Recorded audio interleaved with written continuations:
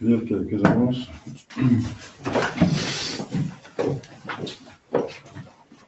Aujourd'hui, le 4e dimanche après la Pentecôte. Demain, Saint-Paulin de Nol, évêque et confesseur. Mardi, vigile de Saint-Jean-Baptiste. C'est la deuxième classe. Et ensuite, le lendemain, la nativité de Saint-Jean-Baptiste. Première classe. Saint-Jean-Baptiste tombe toujours quand les jours sont les plus longs et les nuits les plus courtes. On peut encore se promener à 10h30 le soir sans problème, sans lumière. Et après, ça va raccourcir. C'est l'inverse du 22, 21, 22 décembre, où les nuits sont les plus longues. Et où Jésus est né, là, parce qu'il veut être, la lumière veut naître là où les ténèbres sont les plus importantes. Jeudi, Saint-Guillaume, abbé. Vendredi, Saint-Jean et Saint-Paul, martyrs. Samedi, la Sainte Vierge.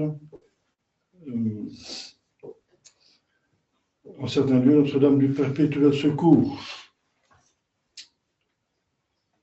Et dimanche prochain, le 5e dimanche après la Pentecôte.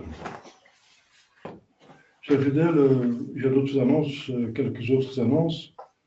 C'est Madame Châtelain, François Astelin, qui vient ici dimanche, est tombée, donc elle a cassé son coude, donc elle ne peut pas venir, elle est littéralement handicapée, ça va durer quelques temps. Des autres personnes sont malades. On prie pour Mathieu qui est toujours à Paraguay jusqu'à Noël, jusqu'avant Noël. Et il y aura un sacre en Europe, ça veut dire en Écosse. Donc l'île de Papastron, il y a le couvent des rédemptoristes qui ont été avec la frate de Saint-Pédis pendant des années. Ensuite, ils ont cherché à faire des accords avec Rome, et ils ont vu que ça ne marchait pas, que ce n'était pas honnête. Et finalement, ils ont adopté la vision, l'opinion, la réalité qu'il n'y a pas de pape à Rome à cause d'hérésies publiques et certaines. Et ensuite, Monseigneur Roy, je l'ai peut-être déjà dit, il a réordonné sous condition quelques ordinations qui avaient quelques doutes, n'est-ce pas? Et maintenant, 3 évêques sont consacrés, donc Monseigneur Roy va consacrer avec Monseigneur da Silva et Monseigneur Altamira comme consécrateurs, comme puis nous a demandé que non, quand on consacre un évêque, qu'on soit à 3 évêques. Le supérieur des rédemptoristes, donc le Father Michael Mary, donc le père Marie Michel, va être consacré donc bientôt, dans quelques semaines. Alors il y a un évêque en Europe, mais il a un certain âge déjà, il a accepté, il n'a jamais pensé rester évêque un jour. Il a accepté parce que les rédemptoristes sont quand même une importante, c'est une importante communauté, n'est-ce pas? Ils possèdent l'île, ils ont, je ne sais pas, 25 religieux, mais ils ont des missions, partout un petit peu dans le monde. Donc il va devoir servir aussi la Nouvelle-Zélande, n'est-ce pas? Où il y a une mission importante pour apporter la confirmation, etc. Donc il y avait besoin de quelqu'un qui fasse ça, n'est-ce pas? Et Monseigneur Roy a déjà pris par autre chose, donc ils ont vu qu'il y a un besoin. Donc ce serait après Monseigneur Stever, à Termonde, ici en Belgique, le 2e évêque, Sylvain Contris, qui est certainement convenable, qui est valide. Je ne sais pas s'il va pouvoir nous desservir. Nous faisons appel à Monseigneur Madrigal, mais qui habite au Mexique. On verra bien. Prions pour que la volonté de bon Dieu se fasse. Au nom du Père et du Fils et du Saint-Esprit, ainsi soit-il. Chers fidèles, le 4e dimanche donne l'évangile de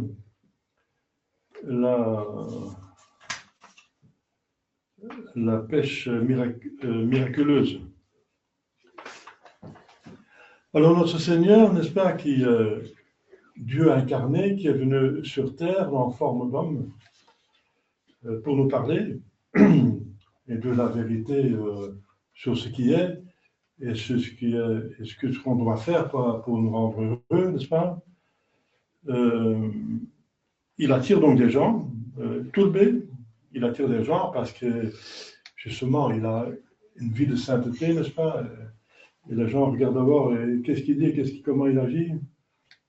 Et ensuite, il a fait des miracles, et encore il va faire un miracle. Et ceci, c'est le début de sa vie publique, parce qu'ils appellent maintenant les apôtres. Mais c'est déjà pas le premier miracle, parce que l'Évangile dit qu'à Cana, c'était son premier miracle qu'il faisait devant ses disciples. Donc il y avait déjà quelques disciples qui le suivaient, mais pas définitivement, et ici, il fallait vraiment leur demander de tout laisser et de le suivre. Les lictis omnibus. Ils ont tout abandonné. Leur femme, avec sa permission, parce qu'on ne peut pas laisser sa femme si on est marié, mais c'est avec leur permission. Et leur travail, et leur famille, leur village, etc., donc leur vie. Ils vont suivre Jésus. Ils ne savent pas comment ça va se présenter, mais ils font confiance. Mais c'est après avoir fait un miracle, encore montrer qu'il est Dieu, n'est-ce pas? Et Jésus, n'est-ce pas, il fait du bien, n'est-ce pas? Il donne une pêche miraculeuse, et ça doit se faire du bien aux hommes pour les nourrir.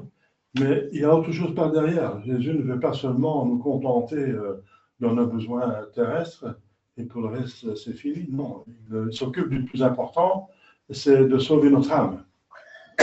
Donc quand il fait quelque chose pour le corps, c'est pour le corps bien sûr, mais c'est en vue de sauver l'âme. Ça c'est le plus important. À quoi ça sert d'avoir sauvé son corps et ensuite encore donner son âme? Alors le corps sera aussi damné. Hein. Donc l'âme c'est le plus important. Et ici donc c'est évident, n'est-ce pas? Il enseigne, mais il veut que d'autres vont enseigner après lui. Il est déjà en avance. Avant qu'il serait déjà définitivement enrôlé comme apôtre, Jésus dit que déjà quel sera leur office principal, de prêcher, de capter les hommes. Les hommes, ça veut dire pour la vérité, pour le ciel, comme ils prennent des poissons. Donc Jésus va d'abord, donc il prêche, mais il se trouve tout près de la mer de Génézareth. C'est une mer, enfin c'est pas une mer, mais c'est un lac, mais il est tellement grand qu'on appelle ça la mer de Génézareth. Et en fait, ensuite, il va se mettre dans un navire. Alors, c'est plus net, n'est-ce pas? Alors, les gens se sont devant la rive, ils sont juste, sont mieux étendus. Et puisque l'eau porte le son, il parle bien à tout le monde, donc c'est génial, n'est-ce pas? Il est là. Mais il va choisir, pas par hasard, le navire de Simon, qui va devenir Pierre, le premier pape. Donc il va prendre le navire du pape. Ça veut dire que le pape va avoir un enseignement, une voie d'enseignement spéciale, parce qu'il va enseigner à partir du navire de Pierre. Voilà. Donc ça veut dire que dans l'avenir, il va faire toujours comme ça, n'est-ce pas? Son enseignement le plus important, ça va se faire par des papes. Et c'est l'infaillibilité qu'ils ont, n'est-ce pas? Les papes ont l'office d'enseigner même infailliblement ce qu'aucune autre personne a. Et ce n'est pas le pape qui est infaillible, n'est-ce pas? Ce n'est qu'un homme comme nous. Mais c'est l'Esprit Saint qui est infaillible. Et le pape reçoit, quand il reçoit la papauté de Dieu, quand il a accepté son choix, n'est-ce pas? Il a été choisi, il a accepté, alors Dieu lui donne la papauté, n'est-ce pas? Il lui donne le charisme de l'infaillibilité. Ça vient donc de Dieu, hein? C'est pas humain d'être infaillible. Et donc les papes font enseigner, c'est cet enseignement qui est infaillible et qui est justement le rocher, le fondement de l'Église. L'Église est fondée sur la vérité. Et c'est ça le rocher de Saint-Pierre. Voilà, c'est le rocher. Donc le rocher qui existe toujours, c'est tout l'enseignement des papes infaillibles pendant les siècles, n'est-ce pas? Nous croyons toujours dans l'Immaculée Conception, heureusement. Et à l'Ascension, n'est-ce pas, sont des dogmes révélés par les, enfin, imposés et révélés par Dieu, mais imposés par les papes. C'était contenu dans des dépôts de la foi, mais les papes les ont sortis et mis en évidence, infailliblement. C'est ça le rocher. Alors, il va dire, voilà, donc premièrement, il va enseigner tous les siècles de fin de temps, surtout à partir des papes, à travers les papes, mais pas seulement les papes, parce qu'il dit au pluriel, je vous ferai des capteurs, des pêcheurs d'hommes. Pêcheurs d'hommes. Ben, tous les apôtres, bien sûr, ils vont le faire aussi, ils vont aller dans tout le monde entier. Et pas seulement les apôtres, mais aussi les prêtres, les diacres vont prêcher. C'est le magistère enseignant. Et quand il est en unisson, encore il est infaillible, même sans pape, parce que l'Église est infaillible, finalement. C'est l'Église qui est infaillible. Parce que le pape peut mourir, un pape peut perdre sa papauté. Il y a 6 causes qu'un pape perd la papauté, n'est-ce pas? C'est par la mort, c'est le plus commun. Ensuite, l'abdication, c'est arrivé quelquefois, comme le pape Saint-Célestin, qui a abdiqué. Il y a la folie, parce que souvent on choisit un homme âgé, un évêque âgé, un cardinal âgé, et le règne ne sont pas très longs des papes, parce qu'il faut beaucoup d'expérience, beaucoup de sagesse, etc. Donc ils prennent des personnages âgés pour ça plutôt, n'est-ce pas? Et ils ne viennent pas longtemps. Mais le danger, c'est qu'ils deviennent séniles, n'est-ce pas? Par l'âge. Et alors une fois qu'il a perdu donc la raison, la folie, n'est-ce pas? Alors il perd la papauté, ipso facto, bien sûr, c'est évident, parce que régner, ça demande beaucoup de sagesse. Donc, troisième cause de perte de papauté, c'est la folie, qui arrive rarement. Et ensuite, il y a les 3 autres qui coupent tout le monde de l'Église. C'est l'hérésie publique, c'est le schisme public et c'est l'apostasie publique. Donc, et ça, malheureusement, on a vu ça. Pour la première fois dans l'histoire de l'Église, qu'un pape devienne publiquement hérétique. Qu'il soit hérétique, il n'y a plus personne qui, enfin, de tradit qui en doute. Même la famille des Saint-Pédis ne doute pas qu'ils sont hérétiques avant, parce que Monseigneur Fenet a signé à l'époque une liste d'une 70aine d'intellectuels, de personnalités catholiques, mais conciliaires, mais comme un conservateur, comme Monseigneur Schneider, etc., qui ont donc signé une lettre ouverte au pape. À l'époque, c'était Bergoglio, n'est-ce pas? François Zéro. Une lettre d'accusation d'hérésie. Donc, Monseigneur Fenet, même la Fraternité Saint-Pédis reconnaît qu'ils sont hérétiques avant. Voilà, donc ça, il n'y a pas de doute. Et c'est clair, n'est-ce pas? Voilà. Alors, mais qu'on perd la papauté par une hérésie publique, ça, c'est la doctrine de Saint Robert Bellarmine qui dit que c'est l'opinion commune de la plupart des auteurs.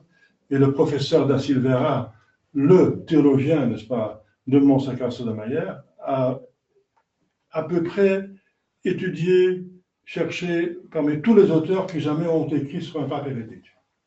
Et c'est 136. Il a consulté 136 auteurs. Et il a dit de ces 136 auteurs, 135, donc c'est pratiquement tous, parce que le 136e, c'est pas vraiment un théologien, c'est un historien, c'est Bouix, n'est-ce pas? Eh bien, 135 disent tous, sont tous communs, si un pape, il faut un vrai pape, sinon ça ne vaut pas la peine, un pape dit en public, et il peut dire ça seulement privé, parce que s'il utilise son infabilité, il ne peut pas errer. Donc, si en tant que privé, mais public, en tant que personne privée, il y a une hérésie, et il s'obstine, n'est-ce pas? Il ne veut pas. Alors, il perd ipso facto de le fait même. On constate que Dieu l'a déposé, parce qu'on ne peut pas déposer un pape. Il n'y a personne qui est au-dessus d'un pape, mais on constate tout simplement qu'il n'est pas pape, que je sais que ce monsieur, n'est-ce pas, il se comporte tel qu'il ne peut pas avoir la papauté. Donc, on juge finalement pas un pape, on constate qu'il n'est pas pape, que Dieu l'a déposé parce qu'il a perdu la foi. Parce que Jésus dit, celui qui ne croit pas est déjà condamné. C'est ça la doctrine de... Donc, ils vont devoir prêcher, n'est-ce pas? Et l'Église continue à prêcher. Moi, je prêche en ce moment. Donc, on n'a pas besoin de pape pour prêcher, mais on a besoin d'un pape quand même. On ne peut pas rester tout le temps sans pape. Donc, on a une espérance que Dieu va intervenir avec une grande grâce. Et je vais vous faire des pêcheurs d'hommes. Des pêcheurs d'hommes. Un pêcheur, il utilise une tactique. Parce que si vous allez dans la mer et vous voulez prendre un poisson, ça ne va pas comme ça. Un chat pourra le faire, parce qu'il est très rapide. Et il y a des animaux qui arrivent à le faire. Un ours aussi. Il arrive à prendre un poisson. Mais ça, c'est un don spécial. Donc, nous avons notre intelligence. Donc, il y a plusieurs méthodes. Il y a la ligne, il y a le filet, n'est-ce pas? Il y a la harpe. Donc, il y a plusieurs tactiques pour prendre des poissons. Alors nous aussi, nous devons réfléchir pour convertir les autres.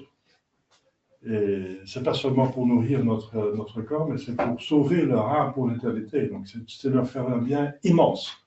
On ne peut pas faire mieux pour quelqu'un, on ne peut pas aimer plus son prochain que de l'aider à aller au ciel. C'est évident.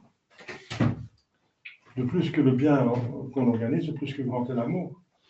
Donc on peut l'aider de toute façon, hein, on peut faire des œuvres de miséricorde pour le corps et pour l'âme, mais la plus importante, c'est de travailler à son salut. D'une autre façon, eh bien vous le faites déjà, notre Seigneur nous oblige, parce que vous priez déjà et vous êtes obligé de dire notre Père et pas mon Père. Donc vous priez déjà pour les autres en disant notre Père. Donc on prie pour soi, il faut prier pour soi-même, c'est obligatoire de se sauver. Vous êtes obligé sous péché mortel de vous rendre heureux, d'aller au ciel. C'est interdit de vous rendre malheureux, d'aller au enfer. C'est obligatoire, mais aussi les autres, en second lieu. Parce qu'on ne peut pas donner ce qu'on n'a pas. Comment prier pour les autres si vous êtes vous-même pas en ordre, ça ne va pas. Donc priez pour vous-même et pour les autres. Aimer l'autre comme soi-même. Voilà. Donc, ça, c'est évident pour tout le monde, bien sûr. C'est comme je dis, il y a l'Église enseignante, le pape, les évêques, les prêtres, les diacres sont l'Église enseignante. Mais tout le monde, par son confirmation, il a la grâce de défendre sa foi quand elle est attaquée et de la transmettre aux personnes nécessaires. Par exemple, les parents doivent transmettre à leurs enfants. C'est pour ça qu'avant d'être marié, il faut être confirmé. Et par cela, ils reçoivent la grâce pour transmettre.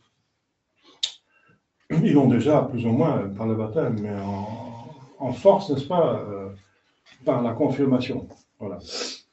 Donc, on garde la foi, on peut la défendre contre les autres, et on peut même parler avec d'autres de la foi et même la convertir avec la grâce de Dieu. Mais prêcher en public, n'est-ce pas, ça c'est réservé au clergé ou aux laïcs qui ont la permission de l'évêque, comme le grand théologien comme Louis Veuillot. C'est un laïc, mais il a la permission. C'est un grand écrivain au XIXe siècle qui a battu le libéralisme en France. C'est un grand homme, un grand monsieur, Louis Veuillot. Et voilà, cher fidèle, c'est encore au début de notre Seigneur, de sa vie publique. On voit ce qu'il vient faire. Il vient prêcher et directement déjà demander aux autres de prêcher, de transmettre, parce qu'il va partir, il ne va pas rester. Donc c'est l'Église, c'est pas qui enseigne. C'est pour ça que c'est l'Église qui est infaillible. Jésus dit, je bâtirai sur le rocher dans l'église, mais elle, les portes de l'enfer ne prévaudront pas contre elle. C'est l'église qui est infaillible. Même avec ou sans pape, elle est infaillible. Voilà. Et l'infaillibilité se trouve dans la fidélité à la tradition, à ce qui est révélé. Moi, j'hésite de toute façon de donner mon opinion. Moi, je ne peux pas vous sauver, n'est-ce pas? Donc, je transmets, n'est-ce pas? Je cherche, je scrute dans les pères d'église, dans les dépôts de la foi, et je transmets ce que je trouve là, ce qui vient de Dieu, n'est-ce pas? C'est ça ce qu'un prêtre, un évêque, un pape même doit faire. C'est transmettre le dépôt, transmettre le plus fidèlement possible. Et vous pouvez le faire à votre niveau, n'est-ce pas?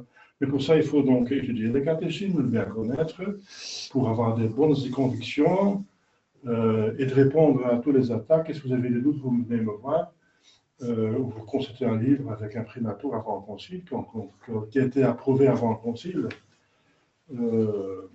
ou après le concile par un évêque catholique, au sens strict du mot, n'est-ce pas? Et prier, voilà. Donc prier. Ce qu'on peut toujours faire pour les prochains, pour être pécheur d'hommes, c'est prier, bien sûr, et vous le faites déjà, mais il ne faut pas abandonner la prière. Hein. C'est par la prière que vous êtes ici, par la Sainte Vierge Marie que nous sommes tous ici. Hein. Donc, s'il y a de la bonne volonté, les gens peuvent venir, on la grâce pour trouver, parce que celui qui cherche, il trouve. Donc, chers fidèles, je vous encourage, n'est-ce pas, à être des pécheurs d'hommes, mais pour être pécheur d'hommes, il faut être d'abord fidèle à votre propre religion, n'est-ce pas? Donc, il faut vivre la religion. Et de plus qu'on avance en sainteté, on avance, on sort du péché de plus en plus, on avance dans la vertu, de plus que vous avez influence sur les autres, de plus que vous avez un impact sur le cœur de Jésus, parce qu'il écoute ses amis, il écoute les saints, de plus qu'il a d'amitié, de plus qu'il donne. Il ne donne plus à la Sainte Vierge Marie, elle refuserait à un. Donc, nous aurons plus d'impact sur les autres, sur votre famille, sur la France, sur votre patrie, sur l'Église, sur les autres. Dès que vous avancez, vous allez vous rendre vous-même heureux et les autres. Et ça devrait vous motiver pour tenir, n'est-ce pas? Parce que maintenant, la chose la plus importante, c'est de tenir. C'est tenir. Celui qui commence, c'est bien qu'il commence, bravo, on est heureux qu'il y en a qui commence, mais c'est seulement celui qui persévère qui va se sauver. Le salut se trouve dans la persévérance et pas ailleurs. Il ne faut jamais oublier ça, n'est-ce pas? Tous les jours. Parce qu'on est versatile, n'est-ce pas? On a un petit peu l'esprit papillon. Le monde est tellement attirant. Il trouve 1000 choses avec sa technologie pour nous divertir et pour nous attirer. Faire des choses qui sont inutiles, qui sont peut-être utiles, mais on exagère. Et puis on tombe dans le péché, n'est-ce pas? On se dit, ça empêche d'aller vers le but. Le réel, c'est le ciel. De garder le commandement. On va heurter un commandement par excès l'attachement à une autre créature. N'importe que ce soit, il y a des 1000 créatures qui se présentent maintenant, n'est-ce pas? Encore plus qu'avant, n'est-ce pas? Et avec ce contact mondial, il y a plus de tentations qu'à l'époque. À l'époque, on vivait avec un village et quelques centaines de personnes. Mais maintenant, on vit avec 8 milliards de personnes. Par les médias, on a un contact, finalement. On peut chatter, on dit ça, chatter, avoir un dialogue avec un Chinois. Moi, j'ai donné du catéchisme à des Chinois qui vraiment étaient en Chine. Et ils sont toujours en Chine. Donc, c'est possible, c'est incroyable. C'est d'un bon côté, c'est qu'il faut transmettre le bien, mais un mauvais côté, c'est qu'eux peuvent vous transmettre le mal.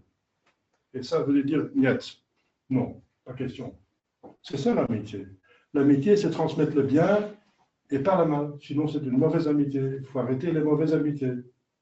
Ce n'est pas une amitié finalement. Parce que l'amitié, c'est se faire du bien et pas du mal. Et si on transmet le mal, on se fait du mal. Ce n'est pas une amitié finalement. C'est l'air de l'amitié.